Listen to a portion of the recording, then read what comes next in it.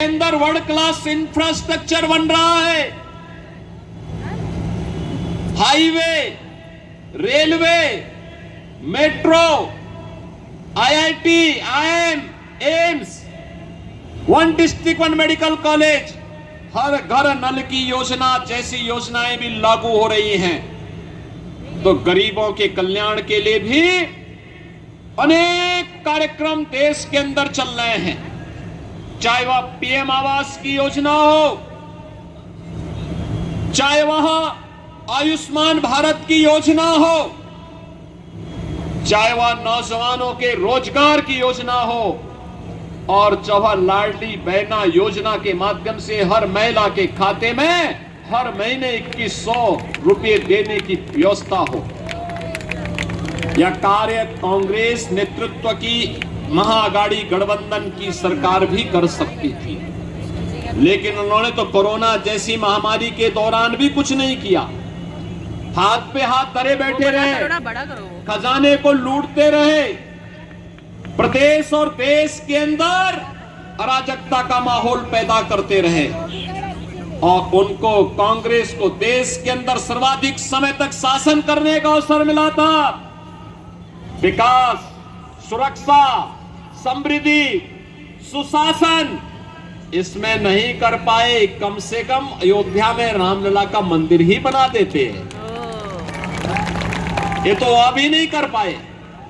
जो कार्य कांग्रेस 65 वर्षों में नहीं कर पाई, भारतीय जनता पार्टी की डबल इंजन की सरकार ने मोदी जी के नेतृत्व में मात्र 2 वर्ष के अंदर उत्तर प्रदेश के अंदर भगवान राम के मंदिर का निर्माण का कार्य कराते हुए भगवान राम को फिर से अयोध्या धाम में विराजमान कर दिया।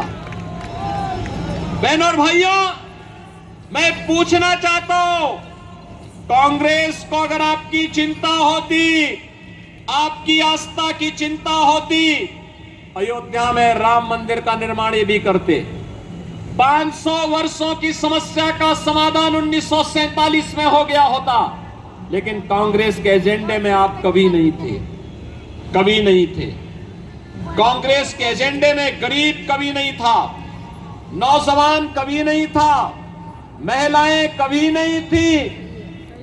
ये तो जाति के नाम पे बांटते हैं, क्षेत्र के नाम पे बांटते हैं, भाषा के नाम पर बांटते हैं, मत और मजहब के आधार पर देश को बांटने वाले लोग हैं। इन्होंने देश को पहले बांटा, फिर समाज को बांटा, फिर आतंकवाद को देश के अंदर कहीं धारा 370 के नाम पर पनपाने का काम किया, कहीं नक्सलवाद को पैदा किया, कहीं पे अराजकता को पैदा किया, और अब फिर वही बांटने की राजनीति। बहनों और भाइयों, मैं बार बार एक बात कहता हूं, इस देश का इतिहास गवाह है, बटे थे तो कटेंगे, कटे थे, बटे थे तो जय श्री राम, बटेंगे तो कटेंगे, कटेंगे, और एक रहेंगे तो सेफ रहेंगे, सेफ रहेंगे, एक रहेंगे सेफ रहेंगे, सेफ रहेंगे।